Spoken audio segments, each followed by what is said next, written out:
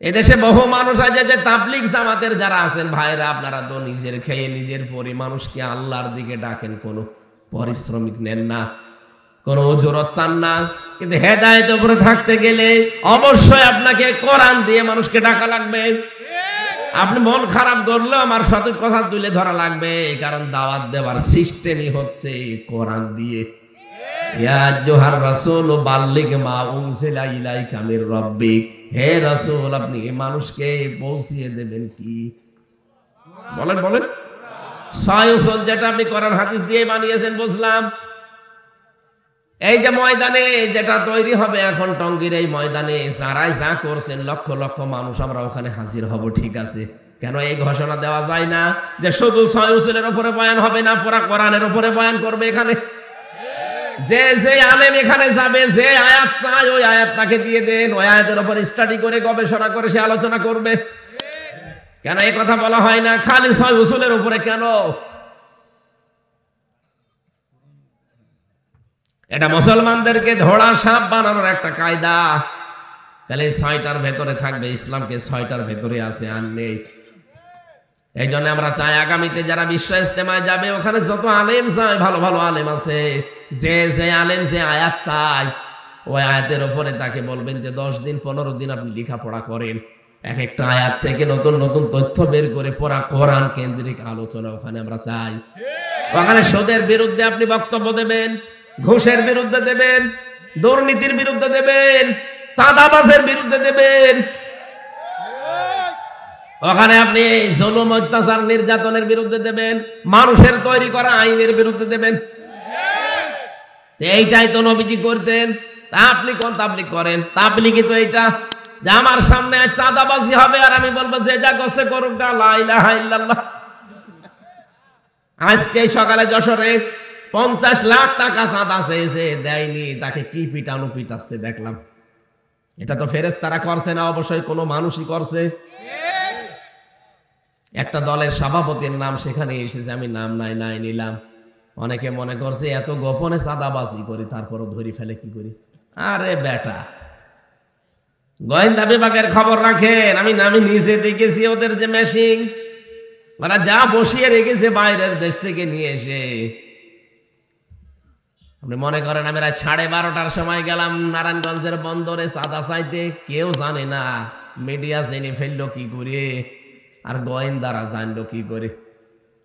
আরে ভাই, আমি রিমান্ডে নিজে দেখেছি, সত্যি কথা যে কোরআন শরীফ সামনে আমি বলছি, আপনি পায়খানায় বসে বসে কি করেন তা ওরা দেখতে পায়। হ্যাঁ, এমন মেশিন ওদের কাছে আছে। ওই জালেমরা ইসরায়েল থেকে নিয়ে এসেছিল, সেটা তার নিয়ে যেতে পারেনি, এখন যারা দায়িত্ব আছে তারা ব্যবহার করছে। আপনি মনে করছেন আমি কেউ জানি না, এত রাতে সব ঘুমিয়ে পড়েছি আর এরা জানলো কি করি? আরে ভাই, 24 ঘন্টা ওইটা ওদের সামনে। বাংলাদেশ ওদের একেবারে নখদর্পণে, একেবারে হাতের মুঠার উপরে, কে কি কোথায় সব দেখতে পায়। আমি ধরা পড়ার একদিন পর সাতক্ষীরা থেকে মাওলানা আমিরুল ইসলাম বেলালি আমার বাড়িতে কল দিয়েছে, ওই নাম্বার কেউ জানে না, কার নামে তোলা নাম্বার তাও আমি জানি না। উনি কল দিয়ে জানিয়েছে যে হামজাকে বলবা যদি যোগাযোগ করতে পারো, হামজাকে জানাবা সে যেন অন্তত এই কথাগুলো না বলে। ও আল্লাহ, সকালবেলা দেখছে ভিডিও আকারে আমারে দেখাচ্ছে, আর আপনি বলছেন আমি রাত 12:30টায় গেলাম চাঁদা চাইতে, কেউ তো জানে না। কেউ জানে না কে বলিস আপনাকে?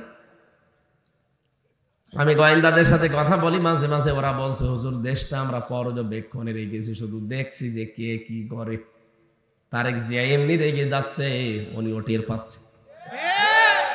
উনি যে বলছে না, কালকেও বক্তব্য দিয়েছে তারেক জিয়া যে আপনারা থামেন, ক্ষমতায় কি আমরা চলে এসেছি, এখনই আপনি আরম্ভ করেছেন, একটু থামেন না কেন? এখনো দেশটা জনগণের হাতে, ওরা কিন্তু সব দেখতেছে কে কি করে। আপনি একটু জরিপ চালান। কালকে একজন মহিলার জরিপ দেখলাম, তার কাছে সাংবাদিক জিজ্ঞাসা করছে আপনি কাকে চান? বলছে আমরা যাই চাই, চাঁদাবাজকে চাই না। অলরেডি আপনি বদনাম করে ফেলেছেন নিজের। আর আপনি বলেন না বাবা শাহজালাল, মদের কাছে কুত্তা বিড়াল সব হালাল।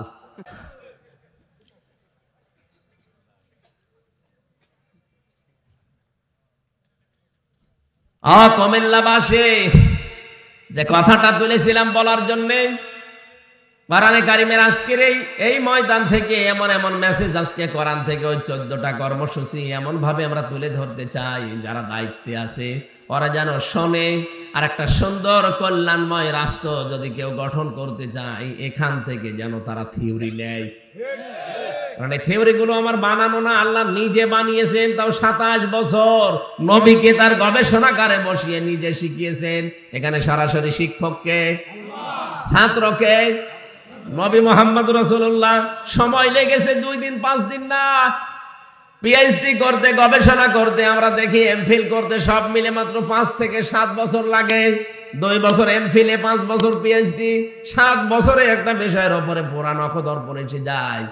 অথচ আল্লাহ বলেন আমি 27 বছর নিজে শিক্ষক হয়ে আমার নবীকে শিখিয়েছি। একটা রাষ্ট্র যদি কল্যাণময় করতে হয়, এগুলো মাস্ট বি লাগবে। আমরা সেই কোরআন থেকে কথা বলতে চাচ্ছি, চলে যাবেন নাকি? ইন্না হাযাল কুরআনা ইয়াহদি লিল্লাতী হিয়া আকওয়াম। আল্লাহ পাক বলেন অবশ্যই এই কোরআন একটা সঠিক এবং সুন্দর মজবুত হেদায়েতের পথ তোমাদেরকে নির্দেশনা দেয়। ওয়ায়ুবাশশিরুল মুমিনিনা আল্লাযীনা ইয়ামালুনাস সালিহাতি আন্না লাহুম আজরান কাবীরা। নবী আপনি সুসংবাদ দিতে পারেন ওই মুমিনদেরকে যারা ভালো ভালো কাজ করে দুনিয়ায়, উত্তম পুরস্কার আমি আল্লাহ তাদের জন্য রেখে দিয়েছি। বলেন সুবহানাল্লাহ। ওয়ান্নাল্লাযীনা লা ইউমিনুনা বিল আখিরাহ, যারা আখিরাতে বিশ্বাসী না, কিয়ামতে জবাব দিতে হবে, এই বিশ্বাস যাদের ভেতরে নেই। ওয়া'আতাদনা লাহুম আযাবান আলীমা, তাদের জন্য যন্ত্রণাদায়ক শাস্তি আল্লাহ রেডি করে রেখেছেন। আল্লাহ আযাবান পর্যন্ত শেষ করে দিতে পারতেন, আলীমা দিলেন কেন? এমন আযাবের ধরন আমি আয়াতের তাফসীর অন্য আয়াতের সাথে মিলিয়ে দেখেছি। এত কঠিন আযাব আল্লাহ দেবেন যে চামড়া পুরাটা খসিয়ে ফেলবেন। লাওয়াহাতুল লিল বাশার, আল্লাহ পাক বলেন লা তুবকি ওয়ালা তাযার, লাওয়াহাতুল লিল বাশার। এই জাহান্নামে ফেলে দেওয়ার পরে এই মানুষটাকে আস্তেও ছাড়বে না, আবার ছেড়েও দেবে না। এই যে চামড়া আগে পুরা খসে যাবে। এই পৃথিবীতে যত কঠিন ঘর হোক, আমি রিমান্ডে একটা ঘর দেখেছিলাম মাটির নিচে, যেখানে নিয়ে ওরা নখ তুলে ফেলে মানুষের। আমাকে নিয়ে গিয়েছিল ওখানে 9 দিনের দিন, মেশিন পত্র বের করেছে, আমার সামনে রেখে দিয়ে বলছে এগুলো হাতের আর পায়ের নখ তুলি আমরা। ওদের কথাবার্তা শুনলে বুঝতাম যে ও মানুষ না পুরাটা জানোয়ার। মানে কথাবার্তার এরকম ধরনই আলাদা। আমি যে একজন মাওলানা মানুষ, আমার মা মাতালি তুলে গালি দিত, তাহলে সাধারণ মানুষ পেলে কি করত? ও জানে যে হাফেজ, কোরআনের হাফেজ, একজন মাওলানা, একজন মুফতি মানুষ, তারপরও আমার মায়ের নাম ধরে, বাপের নাম ধরে কি গালি গালা, অবশ্য সব বিসিএস ক্যাডার। বলেন তো এরকম সাধারণ মানুষ যদি আমার সামনে যারা সাধারণ মানুষকে নিয়ে যেত, কি কান্নার আওয়াজ পেতাম। মাঝে মাঝে দেখতাম যখন হাত পায়ের নখ তুলে নিয়ে আসতো, কি কান্না, ওর কান্না দেখে আমি নিজে অজরে কাঁদতাম। একজনকে দেখেছিলাম চট্টগ্রামে বাড়ি, একটা কথাও বানিয়ে বলছিল, নিজের দেখা সব। এই যে হাতের তালু, এখান থেকে আস্তে করে ব্লেড দিয়ে কেটে দেয়। এরপর একটা মেশিন আছে ওদের কাছে, ওইটা ধরে চামড়া ছোট করে ফেলে, ওই চামড়াটা ধরে টান দেবে আস্তে করে, এগুলো পুরাটা গোল হয়ে চলে আসবে। জীবিত মানুষ এতটুকু দিয়ে শেষ করে যদি বলে যান ঠিক আছে আমরা ওষুধপত্র দেই না, আবার ওর উপরে লবণ দিয়ে দেয়। আমারে এরকম কঠিন অবস্থা করে নাই, কিন্তু আমারে টাঙিয়ে রেখেছিল, মাজায় দড়ি দিয়ে আমারে 11 ঘন্টা টাঙিয়ে রেখেছিল। আমার এদিকে চোখ বাঁধা কালো কাপড় দিয়ে, এদিকে পায়ের সাথে ডান্ডা বেড়ি দিয়া, পা হাত আবার পেছনে ডান্ডা বেড়ি দিয়ে বান্ধা, হ্যান্ডকাপ দিয়ে। নড়াচড়া করবেন ও ছাতা কেটে যাবে। আমার যে কত জায়গায় কেটেছিল আল্লাহ ভালো জানে। 20, 21, 22, 23, 21, 22, 23 পুরা 3টা বছর। ওই সময় দেখেছিলাম যে ওই ছেলেটার চামড়া এখান থেকে, ওর নাম আব্দুল্লাহ, এখান থেকে তুলে আস্তে করে যখন টান দিয়েছে পোড়া চামড়া চলে এসেছে, তাও পোড়া টানা শুধু এইটুকুর। এত কষ্ট পাচ্ছিল আর এত চিৎকার দিয়ে কাঁদছিল, কিন্তু আওয়াজ তো বাইরে যাবে না মাটির নিচে। পরবর্তীতে শুনলাম যে শুধু চামড়া তুলেই ছেড়ে দেয়নি, ওর উপরে নাকি লবণ ছিটিয়ে দিয়েছে। লবণ ওই যে মোটা যেটা, ওই মোটা লবণ দিলে কিন্তু অত বেশি যন্ত্রণা হয় না, কিন্তু পাতলা যেটা মিহি লবণ, যেটা মেশিন দিয়ে একেবারে মিহি করে ফেলে, ওই পাতলা লবণটা এরকম ছিটিয়ে দিলে দেখবেন আপনি টকবক করে ফুটবেন। কারণ শাস্তির যত ধরন ওই শয়তানরা সব আগে টেনে নিয়েছে, যে এখানে এখানে মারলে, এখানে এখানে জিনিস দিলে এরা সব চাইতে বেশি কষ্ট পাবে। পা এভাবে ধরে রাখবে একজন শিকল দিয়ে বেঁধে, আপনি তো নড়াতে পারবেন না, তারপর জন্য নড়াচড়া করে জন্য শিকল দিয়ে বেঁধে দেয়, আর সামনে থেকে লোহার মুগুর দিয়ে পিটায়। মুখ বেঁধে আসতো রাতের বেলা, পিটাতে পিটাতে অনেকজনের দেখতাম নিজেই কাহিল হয়ে গেছে। আর কত মারা যায়? আপনি আধা ঘন্টা একাধারে পিঠে এই পায়ের নিচে পিটান, দেখবেন কিছুক্ষণ পরে আপনার চোখ নষ্ট হয়ে গেছে, চোখে দেখতে পাবেন না। এর সাথে এই চোখের একটা কানেকশন আছে। আমি লাব্বাহাতুল বাশারের কথা বলতে যে পর্যন্ত এসেছি, আল্লাহ বলেন এমন এক ঘরে ওরে প্রবেশ করাবো, ঢুকতে দেরি, আগে চামড়া খুলে পোড়াটা বের হতে দেরি হবে না। ও তো একেবারে এতটুকু চামড়া খুলতে এই ঝামেলা, আর পোড়া চামড়া যদি খুলে যায় কেমন লাগবে দৃশ্য বলেন তো। এর নাম আলিমা, এইটার নাম আলিমা। এই চামড়া পোড়াটা শেষ, এবার নতুন চামড়া আবার লাগাবে। আল্লাহ পাক বলেন আবার ওইভাবে করবো, পোড়াটা খুলবো, আবার নতুন করে লাগাবো। কেন জানো? যেন শাস্তির তীব্রতা বাড়তেই থাকে। একবার পোড়া চামড়া খুলে আবার যদি লাগানো যায়, ওটা যে কত তীব্র যন্ত্রণা বাড়বে, যা লাগাবো সেটের পাবে। সূরা নেসার ভেতরে আল্লাহ আয়াতগুলো দিয়েছেন। রব্বুল আলামিন বলেন, নবীজিকে আমি নিয়ে গেলাম এই মাসের 27 তারিখে, বহু অত্যাচার জুলুম নির্যাতনের ভেতরে, বিশেষ করে তার চাচাটা মারা গেল, তার স্ত্রী খাদিজাতুল কুবরাকে আমি তুলে নিলাম। 2টা বড় বড় ছায়া তার মাথার উপর থেকে আমি আল্লাহ তুলে নিয়েছি। নবীজি মানুষ তো, এই হিসাবে তিনিও দুর্বল হয়ে পড়লেন। রব্বুল আলামিন তাকে সান্ত্বনার বাণী দিয়ে বললেন, লিনুরিয়াহু মিন আয়াতিনা, আপনাকে আমি নিয়ে আসছি আমার কাছে, আমার নিদর্শন দেখাবো। মেরাজের ঘটনার ভেতরে যে শিক্ষা আছে, আমার ঘটনা বলা উদ্দেশ্য না। ওনাকে নিয়ে গেলেন, আল্লাহ 27টা বছর রাখলেন, বিভিন্ন নিদর্শন দেখালেন, জান্নাত জাহান্নাম, পুলসিরাত, হাউজে কাউসার, যত কিছু আছে, মিজানের পাল্লা, সব দেখিয়েছেন। আল্লাহ পাক বলেন, নবী দাঁড়ান, আপনাকে আজ একটা নতুন জায়গায়, আপনি যেহেতু হিজরত করা লাগবে, নতুন একটা রাষ্ট্রের প্রধান হবেন আপনি।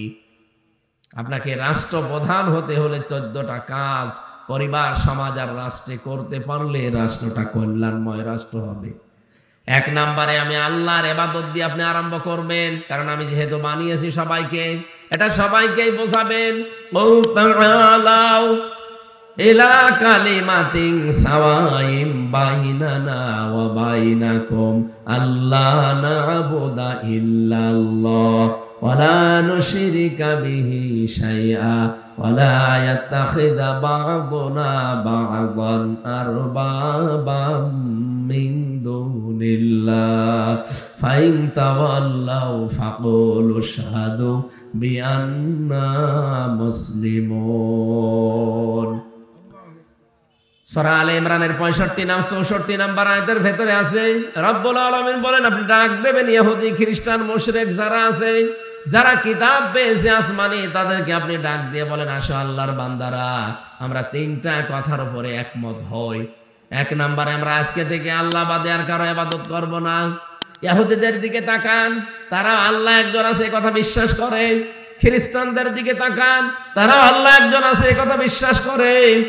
আমি মুসলমানের চাইতে ইহুদির অনেক মেয়েকে দেখেছি বাইরের রাষ্ট্রে, তারা এত বেশি পর্দা মেনটেন করে। বাইরের দেশগুলোতে যখন যায়, সিঙ্গাপুর, মালয়েশিয়া, থাইল্যান্ড, এই সমস্ত জায়গায় যারা ইহুদি আছে, বিশেষ করে ইহুদিদের আমি দেখেছি তাদের বউ খাস পর্দা করে, এমনকি হাত মোজা, পা মোজা পরা, সামনে আবার ওই যে দেওয়া, জিলবাব দেওয়া, 3-4টা ছেলে মেয়ে চারপাশে, এত পর্দা মেনটেন করে। লোকটা ওর পাশে যে স্বামী বসে আছে, স্বামীর এত বড় বড় দাড়ি, মাথায় পাগড়ি বাঁধা, এত বড় জুব্বা গায়ে আমার মতো, দেখলে মনে হবে একেবারে কোনো আলেম হবে, অথচ ইহুদি। আল্লাহ একজন আছে, ওরাও বিশ্বাস করে, কারণ ওরা ইসলামী, ওদের উপরে যে তাওরাত নাজিল হয়েছে ওইটা ওরা বিশ্বাস করে। পরবর্তীতে ওই যে পরিবর্তন হয়েছে এইটা ওরা মানতে চায় না, বলে না যা হয়েছে এইটাই। অথচ ওর ভেতরে ওরা নিজেদের মন মতো করে সাজিয়ে নিয়েছে। ইনজিলের ভেতরে ওরা সাজিয়েছে নিজের মন মতো করে, কোরআনটা সাজাতে পারে না। এই কারণের দায়িত্ব সরাসরি নিয়েছে কে?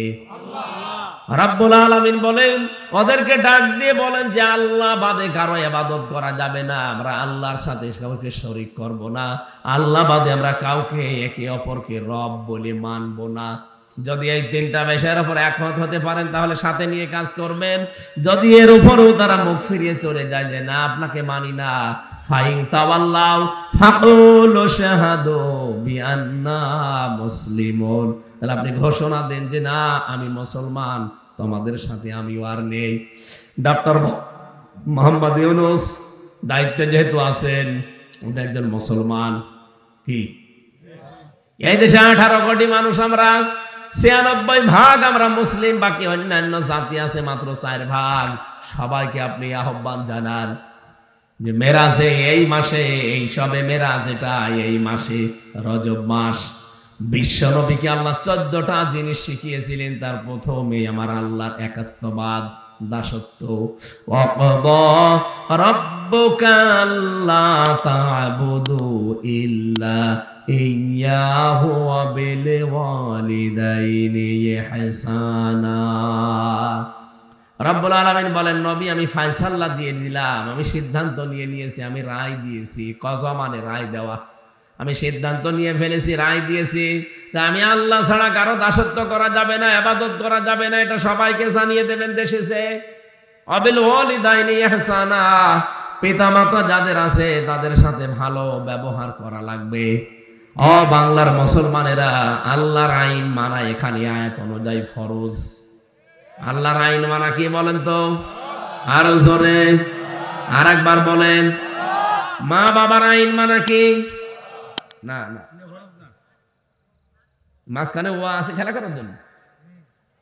আপনি আলেম, একজন আলেম আপনি, না না করা সব বুঝে পড়া লাগবে।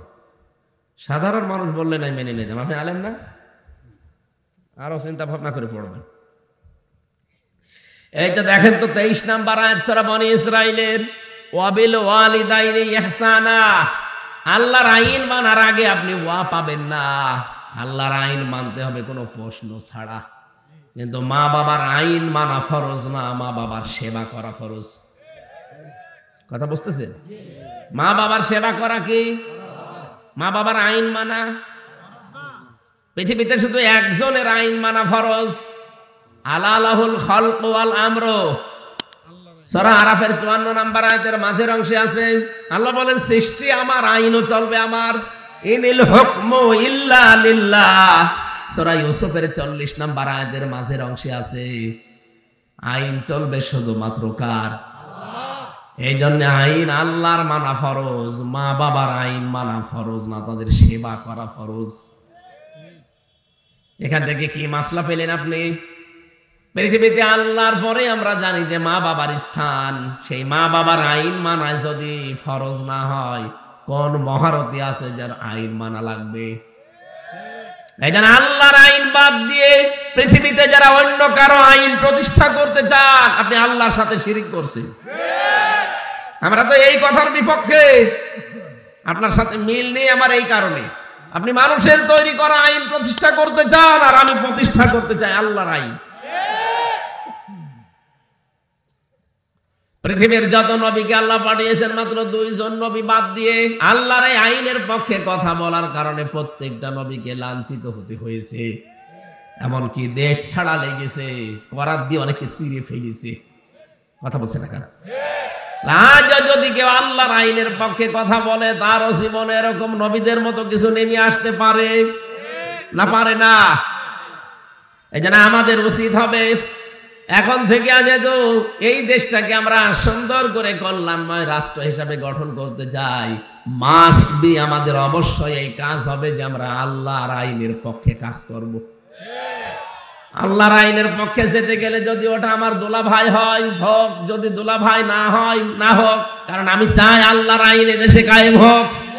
যারা আল্লাহর আইনের বিপক্ষে আছে ওরা যদি আমার বাবাও হয়, ও বাবাকেও আমি মানি না।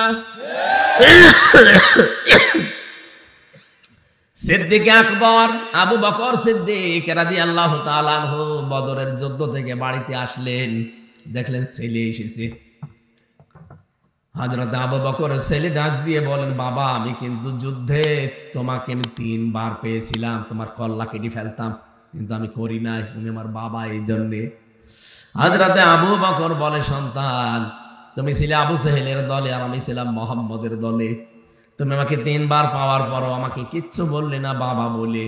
তাপ করে কথা শোনো, ওই ময়দানে যদি আমি তোমাকে একবারও পেতাম, একবারই কল্লা উড়িয়ে দিতাম। এইরকম সময় আমার মনে হয় সামনে কোরআনের জন্য আসতে পারে। এক কথা বলছেন, কারণ আল্লাহ ছাড়া আমরা কারো আইন মানি না।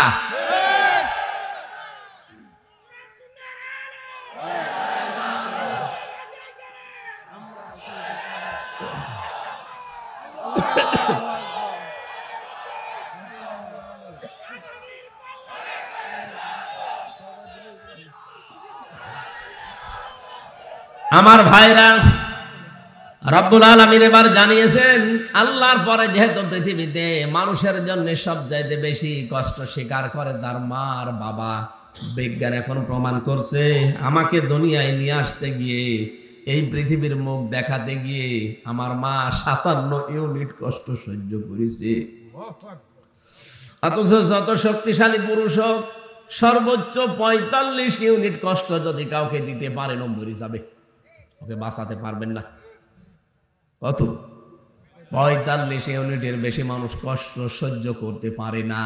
কিন্তু যদি কেউ 57 ইউনিট কষ্ট সহ্য করে আমার দুনিয়ায় মুখ দেখিয়েছে, তিনি আমার মা। এজন্য অবিল ওয়ালিদাইনি ইহসানা, ভালো ব্যবহার করা লাগবে মায়ের সাথে আগে। নবীজিকে সাহাবী প্রশ্ন করলেন, ভালো ব্যবহার পাওয়ার হকদার কে? নবীজি বললেন মা, এরপরে মা, এরপরে মা, এরপরে বাবা। কোন হাদিসে পেয়েছি 4 বার নবী মায়ের নাম বললে 5ম বার বাবার নাম বলেছেন। এই জন্য আমাদের উচিত হবে, আজ হাজারো জেলাতে দেখতে পাচ্ছি, আমরা কুমিল্লাতেও দেখছি বৃদ্ধাশ্রম বানাচ্ছে অনেকে, অথচ বৃদ্ধাশ্রম বানানো জায়েজ নেই, হারাম। একটা সন্তান তার মা বাবাকে সাথে রাখবে না, বৃদ্ধাশ্রমে পাঠিয়ে দেবে, তো এরকম সন্তান জন্ম না দেওয়াই ভালো ছিল। কয়েকদিন আগে নীলফামারী গিয়েছিলাম, নীলফামারী জেলা কিশোরগঞ্জ থানা, একটা বৃদ্ধাশ্রমে আমাকে নিয়ে গেল দেখার জন্যে। যে দেখি এইদিকে 25 জন, এইদিকে 25 জন বসে আছে মার বাবা। ওদের চোখের দিকে তাকিয়ে দেখতে পেয়েছি ওরা ছল করে কাঁদছে। প্রত্যেকটা মার বাবার দিকে তাকিয়ে আমার মনে হচ্ছে ওরা সন্তানের জন্য বরদোয়া দিচ্ছে। আরে ভাই, ওদেরও তো আমার মতো ছেলে আছে। 2 জনের সাথে কথা বললাম, একজন বলছে আমার ছেলে ডিসি, আর একজন বলছে আমার ছেলে আমেরিকায় থাকে। কিন্তু আজ আমি বৃদ্ধাশ্রমে এই কারণে আমার বৌমা আমাকে মেনে নিতে পারে না, সহ্য করতে পারে না। শুধুমাত্র ওই বৃদ্ধাশ্রমের মার বাবা এরা না, এখানে বহু মানুষ আছে যাদের বৌমা তাদেরকে সহ্যই করতে পারে না।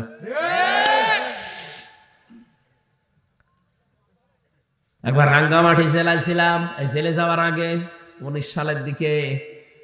রাঙ্গামাটি থেকে আসার সময় লংগদু থানা, ওখান থেকে আসার সময় একবার দেখি এক বৃদ্ধাশ্রমে আমারে ঢুকিয়েছে। যে দেখি এক কলেজের প্রফেসর হাও মাও করে কাঁদছে মায়ের পা ধরে। কি হয়েছে ভাই, আপনি কি করেন? বলে আমি কলেজের একজন অধ্যাপক, প্রফেসর। আমার মাকে আমি আজ 3 মাস আগে এখানে রেখে গেছি।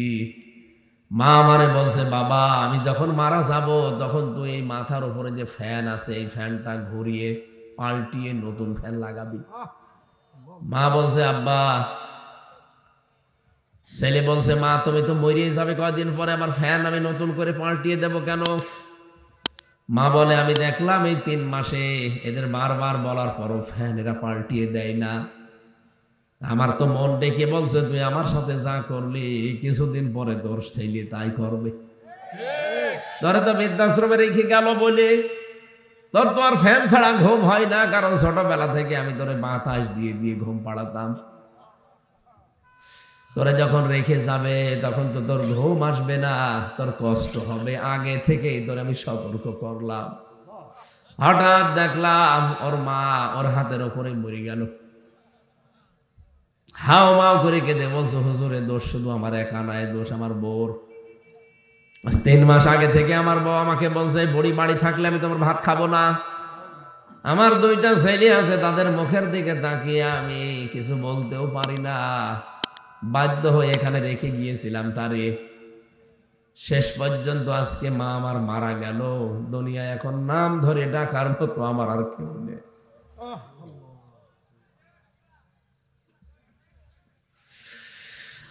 কুমিল্লাবাসী, আমার তো মনে হয় শুধু কলেজের অধ্যাপক না, এখানে আমরা হাজারো সন্তান বসে আছি যাদের কাছে মা বাবা ঠিক ওই রকমই।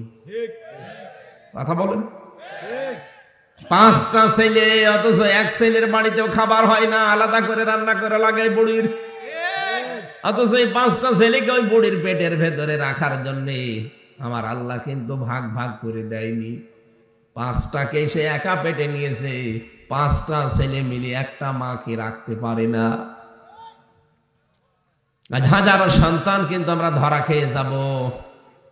আরে ভাই, আল্লাহ নিজের পরে মা বাবার নাম দিয়েছে, উনি আন্দাজে দেয়নি, বুঝে শুনে দিয়েছে। কারণ আল্লাহ জানে যে আমার পরে সব চাইতে বেশি কষ্ট করে ওর জন্য ওর মা আর বাবা। 25 বছর, 26, 27, 28 বছর পর্যন্ত আমার পেছনে শ্রম দিল এই 2জন। হঠাৎ করে পরের একজন মেয়ে এসে আমার দখল করে নিল, মা বাবা ডিলেট। আমি কি বেশি বললাম? এরকম পরিবার দেশে নেই?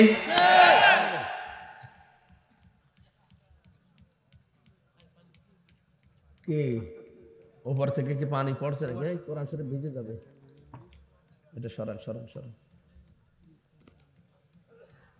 ওরে আল্লাহ রে, কি জোরে পড়ে। মনে হচ্ছে বৃষ্টি হচ্ছে। ওরে 1 ঘন্টা 20 মিনিট হয়ে গেছে, আমরা কি শেষ করে দেব? আরে ভাই, আমি তো অসুস্থ, এইভাবে হয় না। আমরা এমনি পয়েন্টগুলো বলি, আমি আর তাফসীর করতে পারছি না। 2-3 নম্বরে আছে নিকট আত্মীয় স্বজনের হক আদায় করা লাগবে। 4 নম্বরে এতিম মিসকিন যারা, এদের যে হকগুলো আছে এটা আদায় করা লাগবে। এটা সব রাষ্ট্রের ব্যাপার। রাষ্ট্রে যতদিন ইসলাম কায়েম না হয় ততদিন আমাদের ব্যাপার। 5 নম্বরে অপচয় করা যাবে না। 6 নম্বরে মধ্যম পন্থা অবলম্বন করা লাগবে। 7 নম্বরে সন্তান হত্যা করা যাবে না। 8 নম্বরে জেনা ব্যভিচারের ধারে কাছে যাওয়া যাবে না। 9 নম্বরে অন্যায়ভাবে মানুষ হত্যা করা যাবে না, যেটা এই 24 সালে বেশি হয়ে গেল। 10 নম্বরে এতিমের হক আদায় করা লাগবে। 11 নম্বরে ওজন ঠিক মতো দেওয়া লাগবে। 12 নম্বরে যে বিষয়ে জ্ঞান নেই কথা বলা যাবে না। বাংলাদেশে এইটা বেশি বলে। এই যে মির্জা ফখরুল সাহেব বললেন যে কোরআনে রাজনীতি নেই, আপনি জানেন কোরআনে রাজনীতি আছে কিনা? 918 জায়গায় রাজনীতি করা লাগবে কোরআন দিয়ে কথা আছে। আপনি তো কোরআন শরীফের সূরা ফাতিহা ঠিক মতো পড়তে পারবেন না, তা আপনি ফতোয়া দেন কেন? যেটা জানেন না মুখ খুলবেন না। যদি মেরাজের এই 14টা শিক্ষা আছে, 12 নম্বর শিক্ষাটা বাংলাদেশে একেবারে রাষ্ট্রীয়ভাবে কায়েম হবে। যে এই বিষয়ে জানে না সে মুখ খুলবে না, কথা বলবে না। মুখ খুললে কথা বললে তার খবর আছে। 13 নম্বরে দাম্ভিকতা পরিহার করা লাগবে। 14 নম্বরে জিজ্ঞাসাবাদ করা হবে নাক, কান আর অন্তঃকরণকে। এই জন্য কথা বলার আগে চিন্তা ভাবনা করবেন, কিয়ামতে কিন্তু প্রত্যেকটা জিনিস জিজ্ঞাসিত হবে। আপনারা যারা লেখাপড়ায় অভ্যস্ত, আমি জেলখানায় বসে বসে অনেক কষ্ট করে কয়েকটা বইয়ের লিখেছিলাম, পারিবারিক জীবনে যে দাম্পত্য কলহ এবং তার সমাধান কি। আমরা নিজেরাও এর ভুক্তভোগী। এই জন্য বাস্তবতার নিরিখে লিখেছি। ওখানে দেখলাম 100 জনের প্রায় 60 জন জেল খাটতেছে পারিবারিক জীবনের কারণে। এই গাড়িতে বইটা আছে, যাওয়ার সময় বাড়িতে নিয়ে যাবেন, ওই মসজিদের পশ্চিমে। ওখান থেকে নিয়ে যাওয়ার সময় নিজের মেয়েকে পড়াবেন, বউকে পড়াবেন। আর মেয়েরা যদি পারেন আপনার ছেলেকে নাতিকে পাঠিয়ে দেন, তারা আপনার স্বামীকে ছেলেকে 2 জনের জন্যই লিখেছি। অনেকগুলো 8টা বই আছে, যে কয়টা পারেন নিয়ে যান। আল্লাহুম্মা আমিন। লা ইলাহা